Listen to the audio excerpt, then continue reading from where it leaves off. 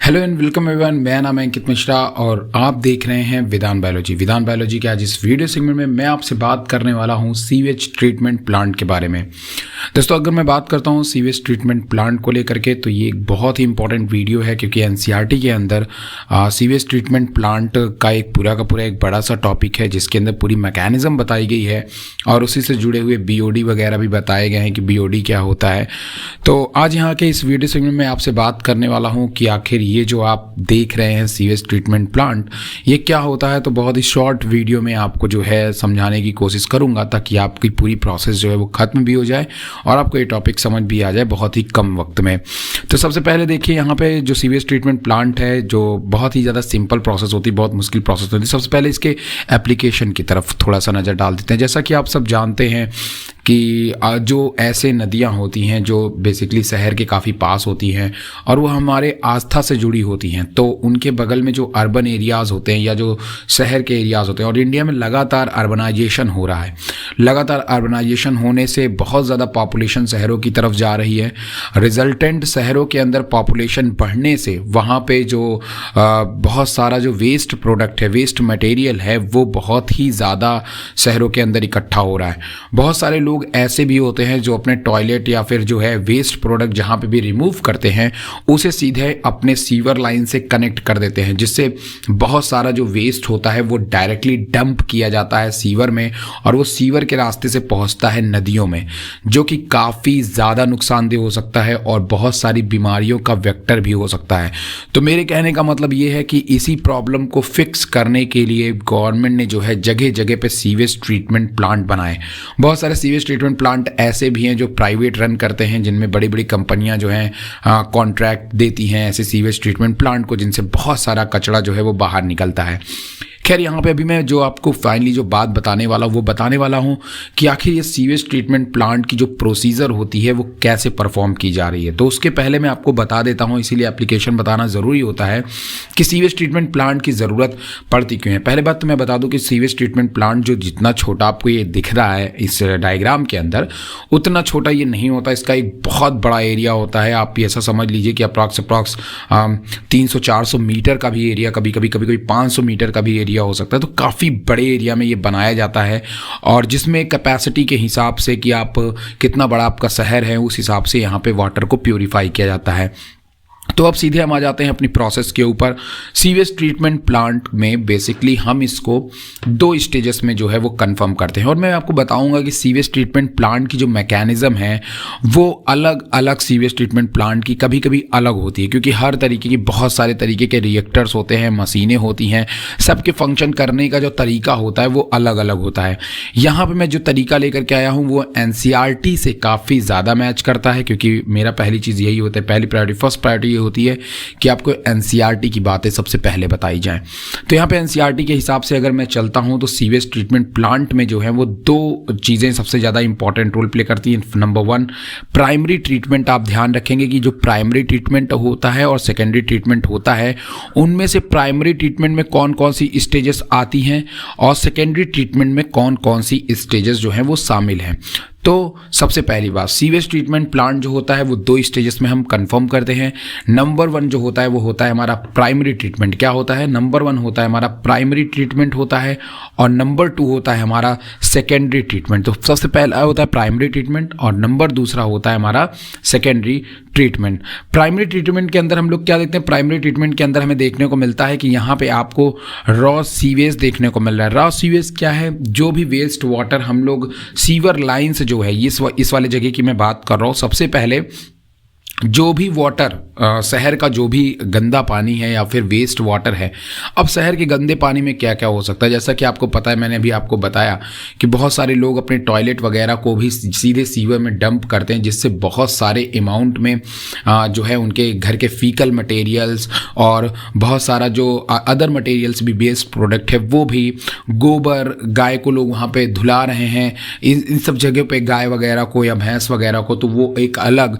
तो जो भी चीज़ें हम यूज़ कर रहे हैं, कपड़ा धुल रहे हैं या कुछ भी कर रहे हैं, वो सब का सब उस सीवर में जा रहा है, जिससे बहुत सारा ऑर्गेनिक मैटर जो होता है, बहुत सारा जो वेस्ट प्रोडक्ट होता है वो वहाँ पे कलेक्ट हो रहा है, नंबर 1। साथ में आपको पता है कि जो सीवर लाइन जहाँ से गुजरती है वहाँ पे बहुत सारे एनिमल्स भी होते हैं जो कई कारणों से डेड हो जाते हैं। तो कई दफ़े उनकी जो बॉडी होती है वो भी सड़ी गली बॉडी भी जो है वो आपको सीवर वगैरह में बहती हुई जो है वो चली जाती है और वहाँ पे उसको भी प्यूरिफाई करने की व्यवस्था होती है। तो कुल मिलाकर के बात ऐसी होती है, जैसा कि आप जानते हो कि आपके घरों में बेसिकली एक नल लगा, एक जो नाली होती है, नालियों में एक जाली लगी होती है, आपको पता है, जो पॉलीथीन वगैरह के लिए होती है कि भाई पॉलीथीन वगैरह उसके अंदर फंस जाए, है ना। आपके घरों में एक हमेशा एक नाली होती है जिसके अंदर आप क्या काम करते हैं, ऐसे ऐसे बनी रहती है जिसमें आप सोचते हैं कि वहाँ पे पॉलीथीन वगैरह इसमें क्या हो जाए, बड़े बड़े जो नालियों को जैम कर सकते हैं, सीवर को जैम कर सकते हैं, वो बड़े बड़े पॉलीथीन फंस जाते हैं। लेकिन कभी कभार ऐसा होता है कि सीवर में भी क्या होता है कि बहुत सारे बड़े बड़े पार्टिकल्स पास कर जाते हैं, जिसको कि सीवेज ट्रीटमेंट प्लांट में हम क्या करेंगे, सबसे पहला काम हमारा यही होता है कि सीवेज ट्रीटमेंट प्लांट के अंदर, सीवेज ट्रीटमेंट प्लांट के अंदर सबसे पहला काम होता है सीवेज ट्रीटमेंट प्लांट के अंदर जितने भी बड़े बड़े बिगर टाइप के जो भी आपके वेस्ट होते हैं, बिगर वेस्ट होते हैं, उन वेस्ट को या रॉ वेस्ट को सबसे पहला काम होता है उन्हें फिल्टर करना। क्या करना? उन्हें फिल्टर करना। तो फिल्टर करने के लिए यहाँ पे आप जैसा कि देख पा रहे हैं कि यहाँ पे हमने स्क्रीन्स वर्ड का इस्तेमाल किया, जिसके थ्रू हम इनके बड़े बड़े जो पार्टिकल्स है, बड़े बड़े जो टिश्यूज़ वगैरह होते हैं जो हमारे उसमें आए हुए हैं, वेस्ट प्रोडक्ट सीवर वूवर में आए हुए हैं, उन टिश्यूज़ वगैरह को हम एनिमल के भी बॉडीज़ हो सकती हैं या फिर प्लांट्स की कुछ बॉडीज़ हो सकती है, उन्हें हमें क्या करना है कि जिसको हम मैकेनिकली फिजिकली क्या कर सकते हैं, सेपरेट कर सकते हैं। तो इसको हमें क्या करना है कि मैकेनिकली हाथ वगैरह से हम इसे क्या कर लेंगे, सेपरेट कर लेंगे। ठीक है, इसको सेपरेट करने के बाद इसको ऐसा नहीं हमें फेंकना है, इसको हमें रख देना है। रखने का मतलब एक जगह एक टैंकर के अंदर हम स्टोर करके रखेंगे, क्योंकि अभी हम इसको फर्मेंट करा करके इससे भी मीथेन गैस हम बना सकते हैं। ठीक है, क्योंकि जो भी चीज़ें ऐसी होती जो एनारोबिक तरीके से फर्मेंट होती हैं उनसे हम मीथेन गैस जो है वो बना सकते हैं। तो अभी हम ये जितने भी बड़े बड़े हैवियर वेस्ट होते हैं उनको हमें जो है निकाल करके अलग कर लेना होता है फिजिकली मतलब इसमें हम कोई मशीनों का इस्तेमाल नहीं करेंगे, किसी केमिकल का इस्तेमाल नहीं करेंगे, इसे हम फिजिकली जो है बड़ी बड़ी जो जेसीबीज वगैरह होती हैं उनसे हम इनको बाहर निकाल सकते हैं। ठीक, नंबर दूसरा, अब देखिए जो बड़े बड़े जो वेस्टेज हैं वो तो निकल गए, पर बहुत सारे छोटे छोटे जो मिट्टी हो गया या जो मलबे हो गए, छोटे छोटे मलबे, ठीक है, मतलब जो कंकड़ हो गए, गिट्टी हो गए, चट्टाने हो गई, मतलब चट्टाने बोल दिया, मतलब छोटे छोटे पत्थर होते हैं, वो भी क्या है कि एक तरीके से भाई वाटर के लिए वो बहुत ही ज़्यादा अच्छे नहीं होते हैं। तो वो जो छोटे छोटे जो वेस्टेज होते हैं, अब हम लोग क्या काम करते हैं कि उनको डाल देते हैं एक कम्यूनिटर में। तो जो ये आपका कम्यूनिटर होता है, इसमें क्या होते हैं कि दो मोटर्स लगे होते हैं जो लगातार रोटेट करते हैं। ये पूरी तरीके से जो वाटर होता है और जो उसके अंदर का जो वेस्टेज वगैरह होता है, मतलब जैसे मान लो बड़े बड़े जो मलबे वगैरह हैं, उनको ये पूरी तरीके से उस वाटर के साथ मिक्स कर देता है। और मिक्स करने के बाद वो बड़े बड़े पार्टिकल्स छोटे छोटे टुकड़ों में टूट जाते हैं, और टूटने के बाद क्या होता है, हम उसको एक सेटलिंग टैंक में डालते हैं, जिसे यहाँ पे ग्रिट चैम्बर बोला गया है। ये एक तरह से सेटलिंग टैंक का काम करता है। सेटलिंग टैंक, क्योंकि प्राइमरी मेथड में जब आप एनसीईआरटी खोलेंगे तो वहाँ पे मिलेगा कि प्राइमरी मेथड में हम दो प्रोसेस यूज़ करते हैं। नंबर 1 फिल्ट्रेशन तो हमने कर लिया, और नंबर दूसरा सेडिमेंटेशन। सेडिमेंटेशन का मतलब होता है कि जब आप कोई भी चीज़ को थोड़ी देर के लिए स्थिर छोड़ देते हो, पोटेंशियल एनर्जी पे छोड़ देते हो, बिल्कुल स्थिर छोड़ देते हो, उसे टच नहीं करते हो, हिलाते नहीं हो, तो नॉर्मली तौर पे क्या होता है कि वो धीरे धीरे जो हैवियर पार्टिकल्स होते हैं वो नीचे बैठ जाते हैं, और जो आपका क्या होता है सुपरनेटेंट होता है, मतलब जो पार्टिकल्स ऐसे होते हैं जो हैवियर नहीं, वो ऊपर रहते हैं। ठीक है, ऊपर आ जाते हैं। जो हल्के पार्टिकल्स हैं ऊपर, जैसे जो प्योर वाटर है, मतलब जो थोड़ा सा प्योर हो जाएगा वाटर या फिर आप बोल दो लिक्विड जो होगा वो ऊपर आ जाएगा, सॉलिड जो होगा नीचे बैठ जाएगा।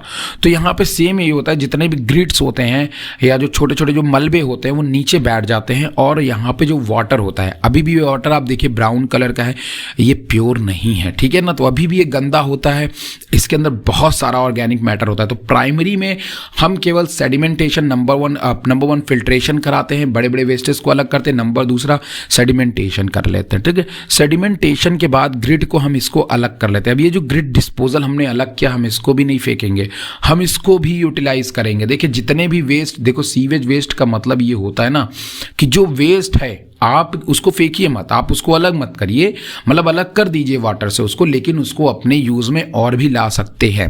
ठीक, तो अब हमने क्या किया कि यहाँ पे जो बचा हुआ जो ऊपर का वाटर है, केवल वाटर, ग्रिड को तो निकाल लेंगे नीचे से, पहले हम वाटर को जो सुपरनेटेंट मतलब जो ऊपर की तरफ होता है उसको सुपरनेटेंट बोलते हैं, नीचे वाले को हम ग्रिड या फिर पिलेट्स बोल सकते हैं।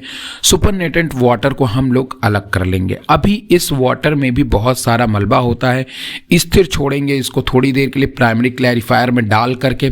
तो प्राइमरी क्लैरिफायर में क्या होगा कि जो इसके अंदर जो मलबा होगा या बचा हुआ जो स्लज होगा या जो भी वेस्ट प्रोडक्ट थोड़ा सा होगा वो और बैठ जाएगा। इस रॉ स्लज को हम लोग अलग कर लेंगे और ले जाएंगे स्लज ट्रीटमेंट में, और स्लज ट्रीटमेंट में हम लोग क्या करेंगे, इसको फर्मेंट करेंगे और इनसे भी मीथेन गैस बनाने की कोशिश करेंगे। ठीक है, ओके। अब कुल मिलाकर के ऐसा हुआ कि ये दोनों प्रोसेस सेडिमेंटेशन में आ गई है, इसको हमने वेस्ट को अलग कर लिया। अब इसके बाद जो बचा हुआ ऊपर वाटर है, देखिए थोड़ा थोड़ा वाटर का कलर आना शुरू हो गया, बट अभी भी इसके अंदर बहुत सारे अमाउंट में जो है वो क्या बोलते हैं ऑर्गेनिक मैटर्स है। ठीक है, ऑर्गेनिक मैटर्स में बैक्टीरिया वगैरह होते हैं, और यहाँ पे होते हैं जो एरोबिक बैक्टीरिया। कैसे बैक्टीरिया? Aerobic bacteria. बहुत ध्यान सुनिएगा, अब आएगी प्रोसीजर में असली मजा, क्योंकि यहीं पे आकर के सारा खेल यहीं शुरू होता है। ठीक है, बाकी की जितनी बातें थी वो तो आप जानते हो, टेक्निकली प्रोसेस थी, अभी आ गई। अब यहाँ पे जो वाटर है, ठीक है, ध्यान सुनिएगा, अब यहाँ पे जो वाटर है that is a primary effluent. Primary effluent मतलब ये प्राइमरी रूप से अभी ये प्योर हो गया है। ठीक है, तो अब इसको हम भेजने वाले हैं एयरेटेड टैंक में। किस में भेजने वाले हैं? एयरेटेड टैंक में। एयरेटेड टैंक में एगिटेटर मोटर लगा होता है, दैट इज एयरेटेड टैंक, और इसके अंदर या एरेशन टैंक, इसके अंदर मोटर लगे हुए होते हैं जो लगातार, मैंने आपको स्टीरिएटेड टैंक बताया था ना, उसी तरह यहाँ पे एयरेशन टैंक होता है जिसके अंदर बड़े बड़े मोटर लगे होते हैं। एगिटेशन सिस्टम यहाँ पे भी होता है, मोटर लगातार घूमते रहते हैं, और यहाँ पे हम एक एयर कंप्रेशर लगाते हैं। इस एयर कंप्रेशर का काम होता है कि ये यहाँ से ऑक्सीजन को अंदर भेजेगा एयरेशन टैंक में। एयर कंप्रेशर का क्या काम होता है? एयर कंप्रेशर का काम होता है ये ऑक्सीजन को यहां से भेजेगा एयरेशन टैंक में। वहां पे क्या होगा, बहुत सारे अमाउंट में ऑक्सीजन जो है एयरेशन टैंक में मिल जाएगा, क्योंकि मोटर उसको लगातार रोटेट कराता रहेगा। और जो यहाँ पे इफ्लुएंट आया हुआ है इसमें कुछ एरोबिक बैक्टीरिया और कुछ ऑलरेडी अगर हम डाल सकते हैं तो इसके अंदर हम एरोबिक बैक्टीरिया को डालेंगे। वो जितने भी इंपॉर्टेंट एरोबिक बैक्टीरिया होते हैं वो एक्टिवेट हो जाते हैं, वो ग्रो करते हैं, वो कल्चर करते हैं, वो बहुत तेजी से अपने नंबर को बढ़ाते हैं। तो प्राइमरी इफ्लुएंट के बाद जब हम एयरेशन टैंक में पहुंचते हैं, यहां से प्रोसीजर शुरू होती है सेकेंडरी ट्रीटमेंट की, क्योंकि प्राइमरी ट्रीटमेंट में दो ही पार्ट होते हैं, फिल्ट्रेशन, सेडिमेंटेशन। ठीक, वो डन कर चुके हैं। अब एरेशन टैंक में हमारा काम होता है बैक्टीरिया तरीके से, मतलब माइक्रो ऑर्गेनिज्म की मदद से अपने वाटर को प्यूरिफाई करना। और ये प्यूरिफिकेशन इंपॉर्टेंट होता है क्योंकि ना तो इसे आप फिल्ट्रेशन से प्योर कर सकते हैं, ना तो अब इसे आप सेडिमेंटेशन से कर सकते हैं, क्योंकि वो प्रोसेस हम कर चुके हैं, जितना फिल्टर होना था वो हो चुका है ना। तो अब हम इसके ऑर्गेनिक मैटर को फिल्टर कर रहे हैं जो वाटर के साथ में घुले हुए हैं, जैसे गोबर, फीकल एलिमेंट, केमिकल्स, डिटर्जेंट, ये सब चीजें अब हम यहां पे जो है वो फिक्स करने वाले हैं।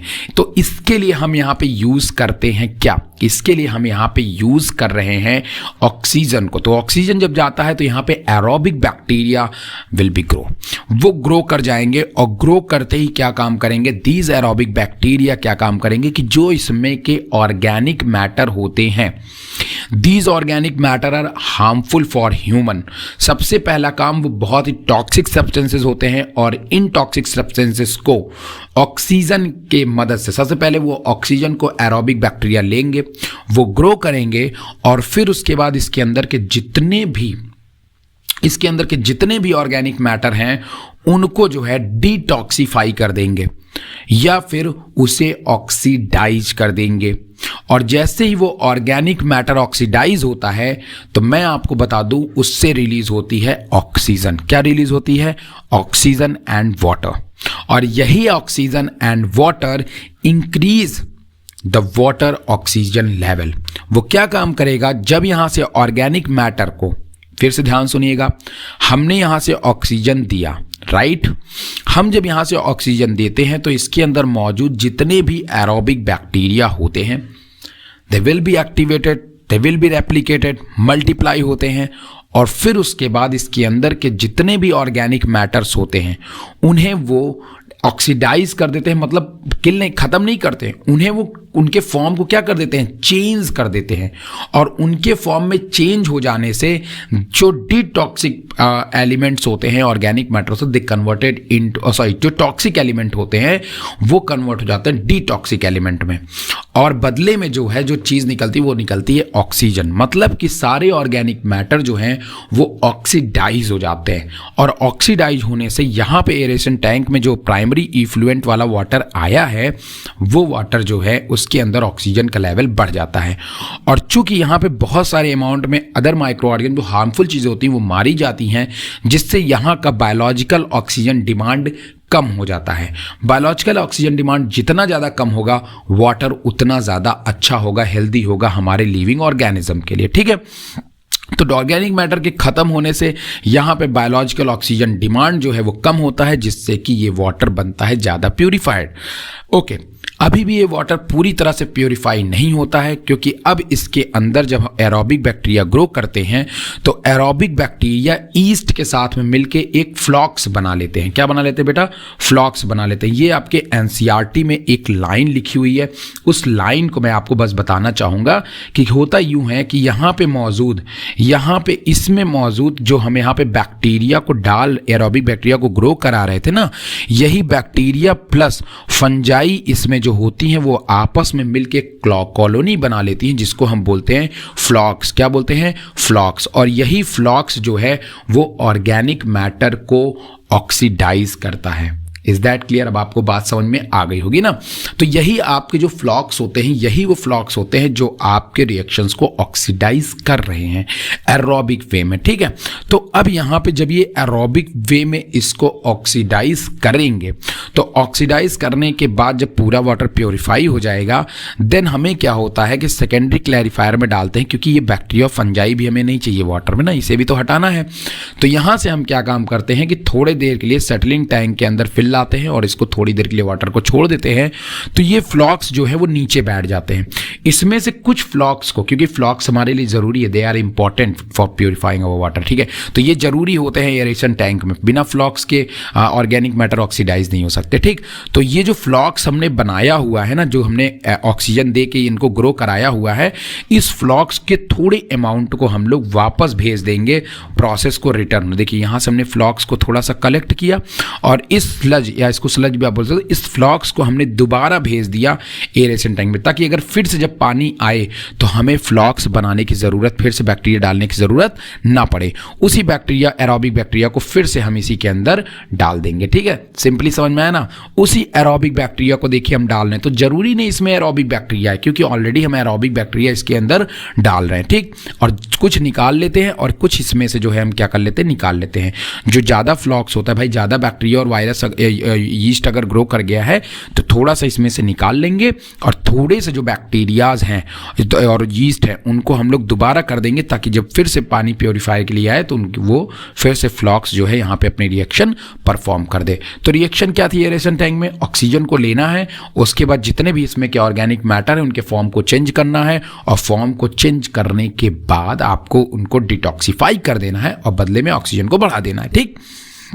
ओके, तो आफ्टर जैसे हमने यहाँ पे फ्लॉक्स को जो है अलग कर लिया, फ्लॉक्स को अलग करने के बाद यहाँ पे बचा हुआ जो वाटर होता है ना, अब ये वाटर थोड़ा सा स्मेली होगा, मतलब क्लियर तो हो गया है, इसके अंदर से ऑर्गेनिक मैटर्स वगैरह सब डिटॉक्सिफाई हो गए हैं। इसको और ज़्यादा डिसइंफेक्टेंट बनाने के लिए हम इसमें क्लोरीन अपने हिसाब से, जिस भी हिसाब से हम वाटर का यूज़ करने वाले हैं, अपने हिसाब से इसमें हम कोई भी डिसइंफेक्टेंट डाल सकते हैं। जैसे क्लोरीन वगैरह लोग डालते हैं, तो जब हम उसको डाल देते हैं, discharge surface water to tertiary treatment if needed. अगर आप इसको as a surface water use करना चाहते हैं तो आप और भी ट्रीटमेंट सप्लाई कर सकते हैं, अदरवाइज इतने में ही आपका काम हो जाएगा। तो ये थी दोनों procedure, secondary treatment and primary treatment. But यहाँ पे बात सवाल ये आता है कि ये जो स्लज हमने इकट्ठा किया है, हम इस स्लज का क्या करते हैं। ध्यान रहे, ये जो स्लज होता है इसको हम लोग एक बड़े से टैंकर्स में इकट्ठा करते हैं और वहाँ पे हम लोग यूज़ करते हैं कुछ एनारोबिक बैक्टीरिया और उनकी मदद से हम इनको करते हैं फर्मेंट या डिकम्पोज। और फर्मेंटेशन होने के बाद इनसे रिलीज होती है मीथेन गैस और उससे हम बना सकते हैं, उसको हम एज अ एनर्जी के रूप में यूज़ कर सकते हैं। तो आम के आम गुठलियों के दाम। हमने यहाँ पे वेस्ट से भी काम भी निकाल लिया, वाटर से वेस्ट को भी अलग कर लिया। उम्मीद है दोस्तों आपको ये वीडियो पसंद आया होगा। और सीवेज ट्रीटमेंट का ये मैंने बोला था छोटा वीडियो 20 मिनट का हो गया, बट सीवेज ट्रीटमेंट का ये वीडियो अगर आपको अच्छा लगा तो वीडियो को लाइक कर दीजिएगा, चैनल को सब्सक्राइब कर दीजिएगा और vidanbiology.in पे जा करके आप कमाल के डेटा देख सकते हैं। वो वेबसाइट है vidanbiology.in, जहाँ से आप फ्री में नीट की तैयारी कर सकते हैं और बिल्कुल फ्री में आप जो है ग्रेजुएशन वगैरह भी के कोर्स पूरे के पूरे आप कर सकते हैं। अगर आप नेट के स्टूडेंट हैं तो भी आप जा सकते हैं। तो vidanbiology.in को विजिट करना ना भूलिए, रजिस्ट्रेशन करिए उसके ऊपर, वो बिल्कुल फ्री वेबसाइट है, आप ही के लिए बनाई गई है, ठीक है। और बाकी रही बात तो कुछ इंपॉर्टेंट इन्फॉर्मेशन्स की, तो बहुत सारी बुक जो है वो पेंडिंग्स में है। अगर आपको बुक्स चाहिए तो आप जो है कांटेक्ट कर सकते हैं। उम्मीद है आपको वीडियो अच्छा लगा होगा। वीडियो अगर अच्छा लगा है तो वीडियो को लाइक जरूर कर दीजिएगा और लोगों को शेयर करिए, क्योंकि सीवेज ट्रीटमेंट प्लांट एक पूरी प्रोसीजर होती है, बोर्ड एग्जामिनेशन में आने की संभावनाएं हैं इसकी, ठीक है। Thank you very much.